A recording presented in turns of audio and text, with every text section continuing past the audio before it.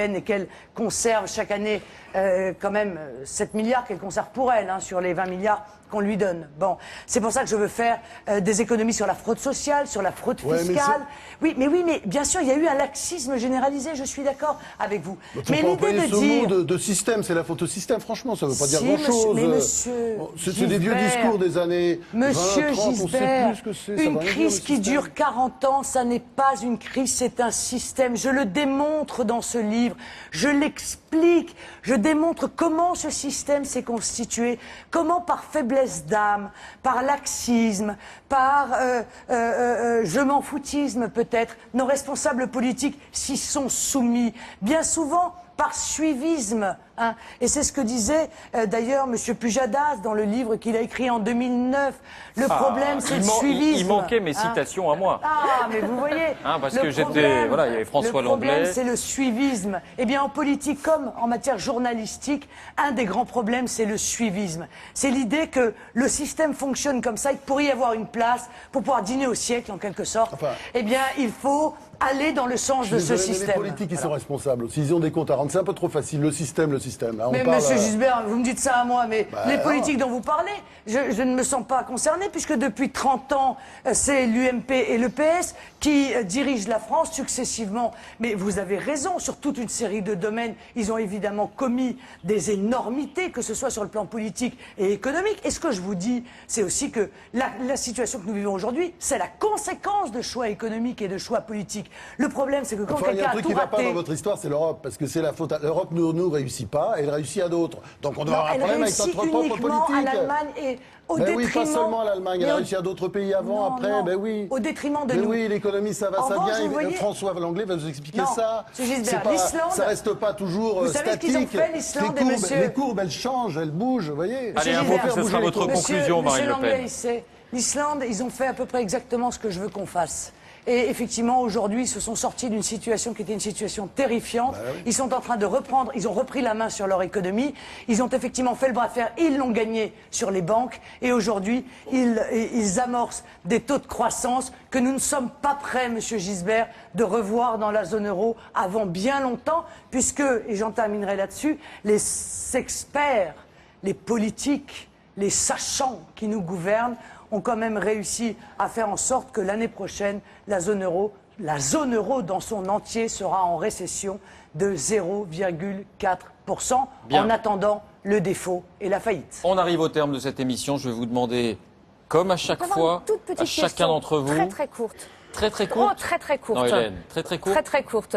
Vous avez quand même fait un teasing d'enfer sur votre éventuel futur Premier ministre. Une question, est-ce que votre père, éventuellement, fera partie de votre futur gouvernement? Non, il n'en a pas du tout l'intention. Et votre compagnon, Louis Alliot? Non, il n'en a pas du tout l'intention. Voilà. Et le Premier ministre, il ressemblera à quoi? Non, Hélène. Non. On en parlera en coulisses. Question courte, réponse courte. Je vais vous demander à chacun d'entre vous de dire si vous avez trouvé dans cet exercice Marine Le Pen convaincante. Hélène, je ne parle pas sur le fond, je parle de sa prestation. Combative évidemment. Je l'ai trouvée combative, habile pour nous dénoncer ou dénoncer les questions qu'éventuellement on ne poserait pas aux autres candidats. Habile pour esquiver aussi un certain nombre de questions, notamment avec François Langlais, quand il essayait de vous faire dire ce que vous feriez éventuellement en cas pour les épargnants français, en cas de sortie de l'euro, d'évaluation du franc avec leurs petites économies, qu'est-ce qui leur arriverait? Vous lui avez juste répondu, vous faites peur aux Français, on ne sait toujours pas ce que éventuellement vous pouvez faire donc on n'a pas forcément les solutions. C'est ça qu'il aurait fallu me poser comme question. Il a essayé, hein. Ah non, franchement, il a essayé. Oui. Et donc vous êtes habile, effectivement. Je leur ai dit qu'il n'avait aucun risque. Vous avez esquivé. Si, il y a un risque parce qu'il se retrouve avec 20% de moins, donc ils savent pas. On ne va pas refaire le débat. Hélène. Non, c'est une partie où vous n'intervenez pas, Marine Le Pen. C'est la règle du jeu. J'ai aussi trouvé que vous avez passé cette émission à jouer sur un des aspects de votre campagne, qui est la dédiabolisation du Front National, la crédibilisation avec ce que vous pouvez faire, mais de votre programme économique, alors qu'on sent depuis quelques semaines que vous hésitez en réalité entre deux stratégies, qui va donc de celle-ci que vous avez montrée ce soir, Et de temps en temps, vous retombez quand vous sentez que ça va mal, quand vous sentez que les sondages ne sont pas bons, quand vous sentez que votre électorat dur, le noyau dur échappe, vous retombez dans vos vieux travers, dans ceux de votre père. Provocation, stigmatisation, énervement, vous créez un état de tension. C'est un état de tension qui était très fort avec Jean-Luc Mélenchon, mais qui a été très fort ces dernières semaines. C'est de ma faute. Oh, c'est incroyable. Vous y avez participé, je ne dis pas que c'est votre faute, vous y avez participé. C'est incroyable. Et donc je crois que ça montre effectivement aussi votre difficulté à vous situer et à faire une campagne cohérente, parce que vous êtes tenu entre ces deux parties de votre électorat en réalité, l'une étant la droite dure, voire l'extrême droite, et puis l'autre qui vient effectivement des ouvriers, des employés, des gens qui sont dans la désillusion politique et dans la désespérance sociale, qui vous demandent d'être crédibles, et vous ne l'êtes pas encore forcément sur votre programme économique notamment. La provocation dont vous parlez, c'est l'affaire du halal.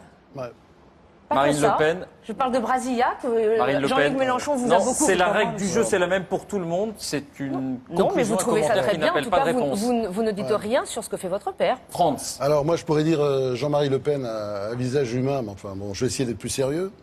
Je vais me faire taper dessus par mes copains certainement demain, mais enfin moi je suis pas suspect, j'ai pas du tout vos idées, du tout. J'ai beaucoup de sang étranger, étant moi-même fils d'immigrés, un peu immigré moi-même, américain, dans mes veines, donc voilà, je suis pas suspect, je pense pas. Mais c'est vrai que je pense qu'il faut être de mauvaise foi pour ne pas reconnaître beaucoup d'abattage, beaucoup de talent, beaucoup de métiers. Comme d'ailleurs Mélenchon, c'était pas mal le spectacle qu'on a vu tout à l'heure. C'était vraiment du spectacle, c'était bien. Simplement, j'ai envie de dire une chose. Vous étiez, là, vous avez 43 ans. On se dit, on va encore en entendre parler en 2022, vous aurez 53. Et en 2032, vous serez encore là, vous aurez 63 ans, mais on n'a pas fini avec Marine Le Pen. Et sorti la règle à calcul. C'est clair.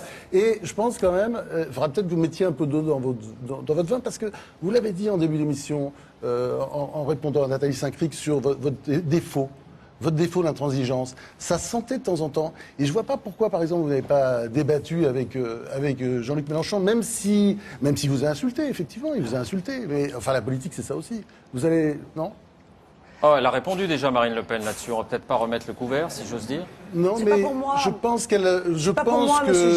que dans 10 ans, elle débattra avec Jean-Luc Mélenchon, qui sera un peu plus âgé, on sera tous un peu plus vieux, mais elle finira par mettre de l'eau dans son vin. C'est la loi de la politique. Quand on est candidate à la présidentielle, on ne porte pas soi-même. On porte encore une fois l'espérance de millions de gens. Et on est obligé, parce que c'est normal, de les faire respecter. Et ceux, qui votent pour moi, tout le monde les méprise. Tout le monde les traite d'un revers de main. Ils n'ont jamais la parole. Ils sont traités ou présentés en permanence, souvent par les médias, il faut bien le dire aussi, comme des moins que rien, des racistes, des ringards, des renfermés. J'ai le devoir de les faire respecter. Et en ne débattant pas avec quelqu'un qui les a insultés, je les ai fait ce soir respecter. Merci à vous deux. Merci Marine Le Pen.